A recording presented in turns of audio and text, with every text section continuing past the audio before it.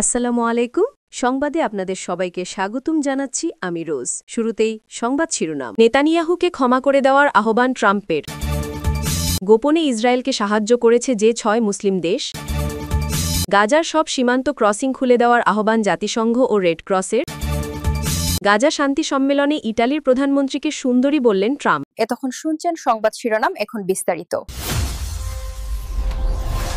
নেতানিয়াহুকে ক্ষমা করে দেওয়ার আহ্বান ট্রাম্পের।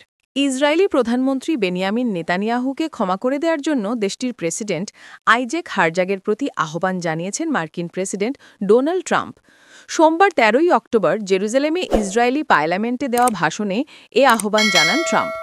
এক প্রতিবেদনে আল জাজিরা বলছে, নেতানিয়াহুর বিরুদ্ধে ইসরায়েলে দুর্নীতির অভিযোগে বিচার কার্যক্রম চলছে।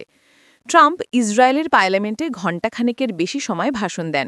ভাষণে ইসরায়েলের প্রেসিডেন্টের উদ্দেশ্যে তিনি বলেন, আমার একটা ভাবনা আছে, প্রেসিডেন্ট, আপনি কেন তাকে ক্ষমা করে দিচ্ছেন না? সিগার, শ্যাম্পেন এসব নিয়ে কারোর কি এত মাথা ব্যথা? ২০১৯ সালে নেতানিয়াহুর বিরুদ্ধে ৩টি মামলা করা হয়েছিল। এর একটি ছিল একজন ব্যবসায়ীর কাছ থেকে $2,10,000 সিগারেট, শ্যাম্পেন উপহার নেওয়ার অভিযোগ। যদিও নেতানিয়াহু বরাবরই তার বিরুদ্ধে আনা অভিযোগ অস্বীকার করে এসেছেন। ইসরায়েলের প্রেসিডেন্টের পদটি মূলত আনুষ্ঠানিক, তবে বিশেষ পরিস্থিতি দেখা দিলে অপরাধীকে ক্ষমা করে দেওয়ার ক্ষমতা তার রয়েছে। ২০২০ সালে নেতানিয়াহুর বিরুদ্ধে বিচার প্রক্রিয়া শুরু হয়েছে। এখনও মামলাগুলোর রায় হয়নি।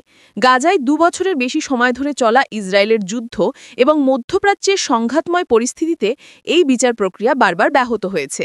গত জুনে ট্রাম্প একবার নেতানিয়াহুর বিরুদ্ধে চলা বিচার প্রক্রিয়া বাতিল করার আহ্বান জানিয়েছিলেন।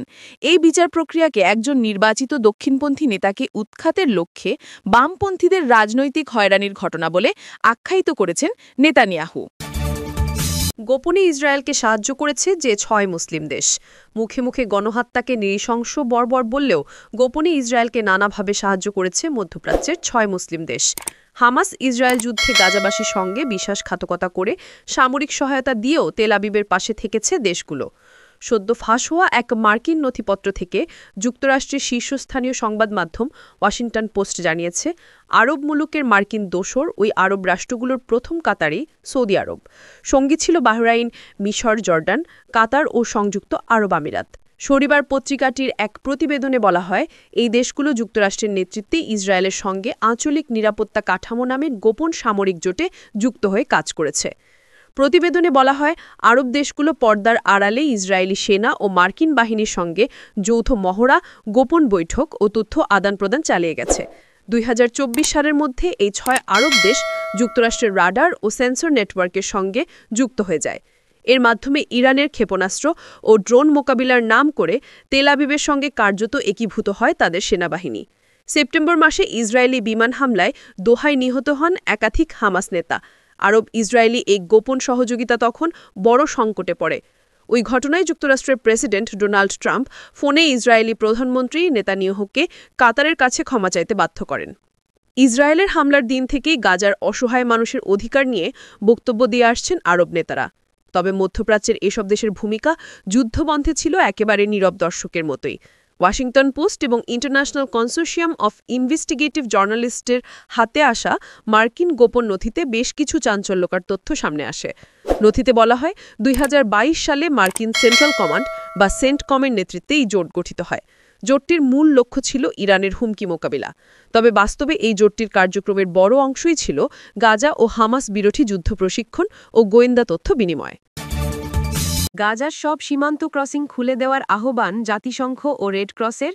জাতিসংঘ ও আন্তর্জাতিক রেড ক্রস কমিটি গাজায় সব সীমান্ত ক্রসিং খুলে দেওয়ার আহ্বান জানিয়েছে, যাতে যুদ্ধবিধ্বস্ত ফিলিস্তিনি ভূখণ্ডে জরুরি মানবিক সহায়তা পৌঁছানো যায়। রেড ক্রসের মুখপাত্র ক্রিশ্চিয়ান কার্ডান জেনেভায় সাংবাদিকদের বলেন, মানবিক সহায়তা কর্মীদের, বিশেষ করে রেড ক্রসের পক্ষ থেকে আমরা যে আহ্বান জানাচ্ছি তা হল, বৃহৎ চাহিদার কারণে সব প্রবেশপথ খোলা থাকা নিশ্চিত করতে হবে। জাতিসংঘের মানবিক সহায়তা সংস্থা OCHA এর মুখপাত্র ইয়েন্স লারকে বলেন, আমাদের সব সীমান্ত পথ খোলা প্রয়োজন। টাইমস অফ ইসরায়েল জানিয়েছে, ইসরায়েল ও জিম্মি পরিবারের পক্ষ থেকে অভিযোগ করা হচ্ছে হামাস অস্ত্রবিরতি শর্তভঙ্গ করছে, কারণ তারা এখনও ২৪ জন নিহত জিম্মির মরদেহ ফেরত দেয়নি। এদিকে তুরস্কের প্রেসিডেন্ট রিসেপ তাইয়েব এরদোগান বলেছেন, নতুন যুদ্ধবিরতি চুক্তির আওতায় তিনি গাজা পুনর্গঠনের জন্য গালফ দেশগুলো, যুক্তরাষ্ট্র ও ইউরোপের সহযোগিতা মিশরের শার্ম আল শেখে গাজার ভবিষ্যৎ নিয়ে অনুষ্ঠিত বৈশ্বিক সম্মেলন শেষে দেশে ফেরার পথে সাংবাদিকদের তিনি বলেন, পশ্চিমা দেশগুলোর ফিলিস্তিন রাষ্ট্রকে স্বীকৃতি দেওয়ার সিদ্ধান্তকে দুই রাষ্ট্র সমাধানের ভিত্তি হিসেবে দেখা উচিত। তুর্কি প্রেসিডেন্টের কার্যালয় থেকে প্রকাশিত বিবৃতিতে আরও বলা হয়েছে, এরদোগান বিশ্বাস করেন গাজার পুনর্গঠনের প্রকল্পগুলোর অর্থায়ন দ্রুত পাওয়া যাবে। গাজা শান্তি সম্মেলনে ইতালির প্রধানমন্ত্রীকে সুন্দরী বললেন ট্রাম্প। মিশরের শার্মেল শেখে অনুষ্ঠিত গাজা শান্তি সম্মেলনে ইসরায়েল হামাস সংঘাত নিরসনে অগ্রগতি অর্জনের পর বিশ্বনেতারা একত্রিত হন। এ সময় যুক্তরাষ্ট্রের প্রেসিডেন্ট ডোনাল্ড ট্রাম্প তার মধ্যস্থতার ভূমিকার প্রশংসা পান।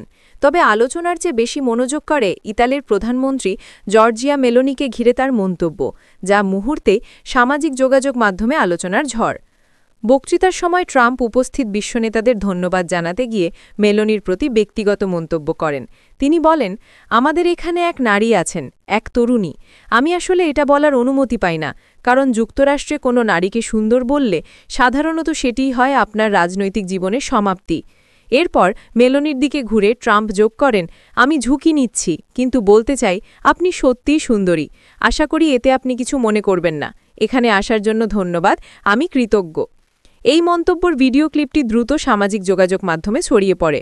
অনেকে ট্রাম্পের প্রশংসাকে অস্বস্তিকর বলে মন্তব্য করেন, বিশেষত মেলোনির মুখের অভিব্যক্তি দেখে অনেকে ধারণা করেন তিনি এতে তেমন সন্তুষ্ট ছিলেন না।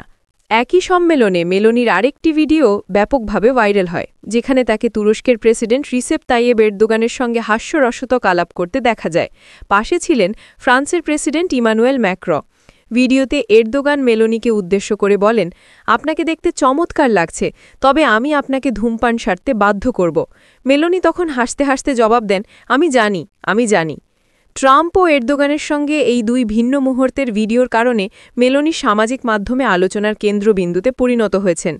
শার্মেল শেখের এই সম্মেলন ছিল ইসরায়েল ও হামাসের মধ্যে সংঘাত প্রশমনে এক গুরুত্বপূর্ণ কূটনৈতিক উদ্যোগ, যেখানে ট্রাম্প অন্যান্য বিশ্বনেতাদের উদ্দেশ্য বলেন, আপনারা আমার বন্ধু, অসাধারণ মানুষ। যদিও কয়েকজন আছেন যাদের আমি তেমন পছন্দ করি না, তবে কে তারা সেটা বলবো না।